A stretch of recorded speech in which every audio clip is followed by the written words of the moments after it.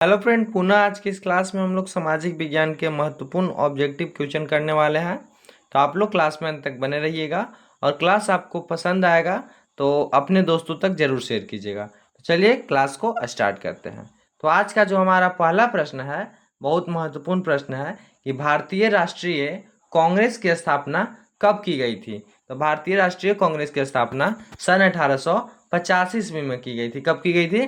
सन 1885 ईस्वी में भारतीय राष्ट्रीय कांग्रेस की स्थापना की गई थी। ठीक है। फिर आगे है कि स्वदेशी आंदोलन कब प्रारंभ हुआ। तो स्वदेशी आंदोलन 1905 में प्रारंभ हुआ था। कब से? तो 1905 ईस्वी में। ठीक है ना। फिर आगे प्रश्न है कि असहयोग आंदोलन किस वर्ष शुरू हुआ, चाहे स्टार्ट हुआ। तो असहयोग आंदोलन सन 1920 ईस्वी में स्टार्ट हुआ था। ठीक है।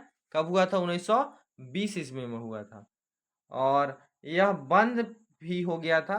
तो बंद हुआ था, चौरी चौरा हत्याकांड जो हो गया था, जिसके कारण यह जो आंदोलन है से बंद हो गया था। पूछेगा यहाँ से कि चौरी चौरा कांड कब हुआ था।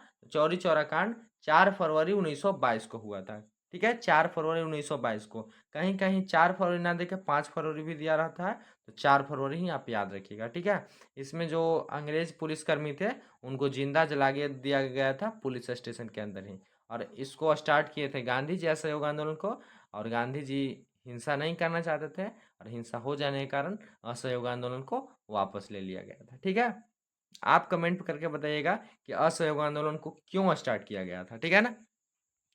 फिर आगे है कि जालियांवाला बाग हत्याकांड कब हुआ। तो जालियांवाला बाग हत्याकांड आपका 13 अप्रैल 1919 ईस्वी को हुआ था। कब हुआ था? 13 अप्रैल 1919 को जालियांवाला बाग हत्याकांड हुआ था। ठीक है। फिर है कि एक्ट रॉलेट एक्ट किस वर्ष पारित हुआ था। तो रॉलेट एक्ट 1919 में ही पारित हुआ था। कब हुआ था? 1919 ईस्वी में, जब जालियांवाला बाग हत्याकांड हुआ था उसी वर्ष रॉलेट एक्ट भी पारित हुआ था। ठीक है।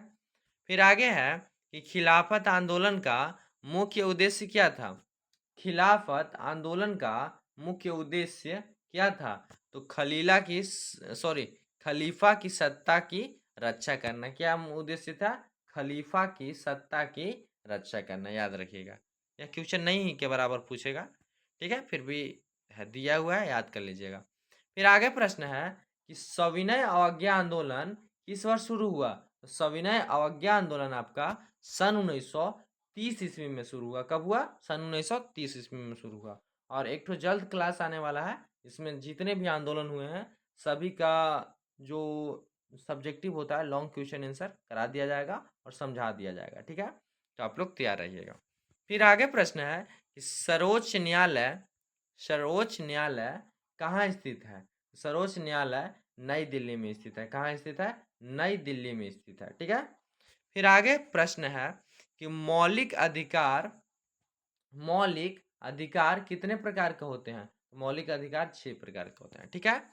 हम लोग जल्द से जल्द क्वेश्चन का प्रैक्टिस कर रहे हैं, चाहे रिवीजन कर रहे हैं, इसलिए क्वेश्चन का आंसर ही लिखा हुआ है बगल में, ऑप्शन नहीं, क्योंकि ऑप्शन में थोड़ा देर लगता है। तो ऑप्शन ए होगा, बी होगा, सी होगा, डी होगा, ऐसे करना रहता है, फिर बताते हैं कि यह होगा। तो उससे अच्छा डायरेक्टली क्वेश्चन फिर उसका डायरेक्टली आंसर। ठीक है, ये चलते लिख के आए हैं।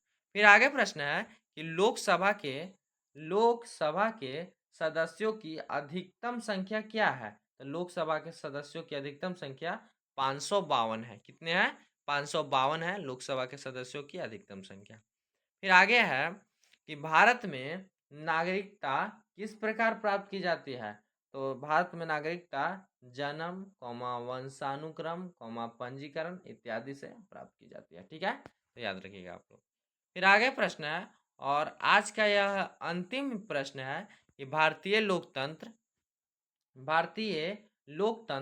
का सबसे बड़ा त्योहार क्या है। तो भारतीय लोकतंत्र का सबसे बड़ा त्योहार आम चुनाव है, जो कि सभी को पता होगा कि भारतीय लोकतंत्र का त्योहार जो है, जो चुनाव होता है, इसको भारत में लोकतांत्रिक त्योहार के रूप में मनाया जाता है, चाहे माना जाता है। ठीक है, तो आप लोग को यह क्लास समझ में आया होगा। अगर आपको इसका नोट लेना हो तो आप हमारे व्हाट्सएप ग्रुप में जुड़ सकते हैं, जिसका लिंक वीडियो के डिस्क्रिप्शन में दिया है।